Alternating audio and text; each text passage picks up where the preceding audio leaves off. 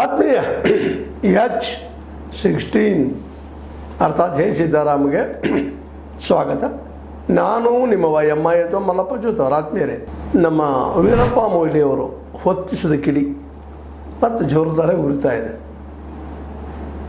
ಸದ್ಯದಲ್ಲೇ DK ಶಿವಕುಮಾರ್ ಅವರು ಮುಖ್ಯಮಂತ್ರಿ ಆಗ್ತಾರೆ ಅಂತ ಯಾರಿಗೂ ತರಲಿಕ್ಕೆ ಆಗುವುದಿಲ್ಲ ಅನ್ನುವಂಥ ಮಾತನ್ನು ಮಾತಾಡಿದ್ದೇ ತಡ ಏಕ್ದಮ್ ಬೆಂಕಿ ಹಚ್ಚಿಬಿಟ್ಟಂಗೆ ಆಗಿಬಿಟ್ಟದ.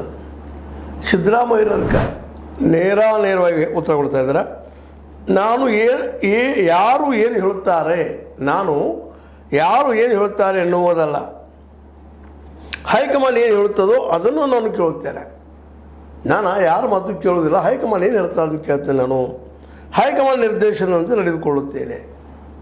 ಯಾರು ತೊಗೊಂಡು ನಾ ಏನು ಮಾಡಲಿ, ಅವ್ರು ಯಾಕೆ ಹೇಳಿದ್ರು ಅವ್ರನ್ನ ಕೇಳಿ ನೀವು ಅನ್ನೋಂಗೆ ಮಾತಾಡಿದ್ರು.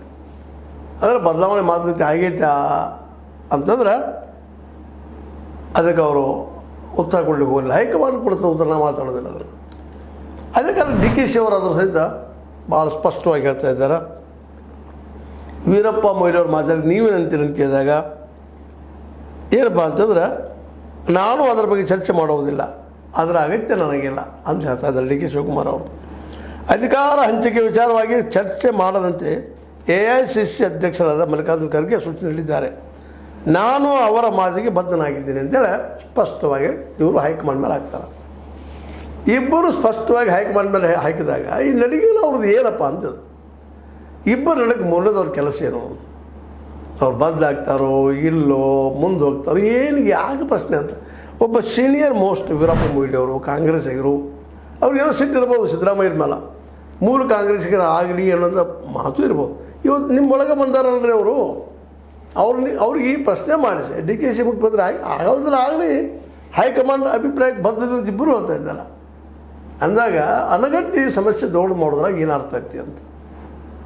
ಯಾಕಪ್ಪ ಅಂದ್ರೆ ಈ ಮಾತನ್ನು ಯಾಕೆ ಹೇಳ್ಬೇಕಾಗಿದ್ರೆ, ಈ ಬಣ ರಾಜಕೀಯ ಮತ್ತೇನು ಮಾಡ್ಸೋಕೆ ಹಚ್ಚಿ ಕಾಂಗ್ರೆಸ್ ಕೆಲಸನೂ ಮಾಡಲಿಲ್ಲ ಅಂದ್ರೆ 2028ರಾಗ ನೀವು ಅಧಿಕಾರಕ್ಕೆ ಬರೋದು ಭಾಳ ಕಷ್ಟ ಐತಿ. ಭಾಳಲ್ಲ, ಅಸಾಧ್ಯ ಅಂದರೂ ಅಡ್ಡಿ ಇಲ್ಲ. ಯಾಕಂದ್ರೆ ಈಗಾಗಲೇ ದಿಲ್ಲಿ ಒಳಗೆ ನೀವೇನು ಗ್ಯಾರಂಟಿ ಹಿಡಿದಿದ್ದ ಸೂತ್ರ ಹಿಡಿದಕ್ಕಿಂತ